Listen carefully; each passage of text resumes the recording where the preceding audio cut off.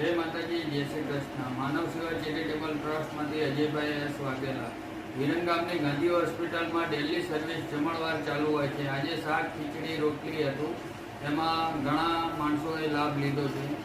એમાં યથાશક્તિ પ્રમાણે તમારા અનુકૂળતા પ્રમાણે તમે ગૂગલ પે નંબર છે 95 103 20 661, એકાઉન્ટ નંબર છે ટ્રસ્ટના, માનવ સેવા ટ્રસ્ટના, એમાં પણ તમે તમારી યથાશક્તિ પ્રમાણે નાખી શકો છો। અને આ વિડીયોને બને તેટલો શેર કરવા વિનંતી છે। જેમ તમે શેર કરશો, તમારો એક શેર પણ અમારા માટે ઘણો લાભકારક છે।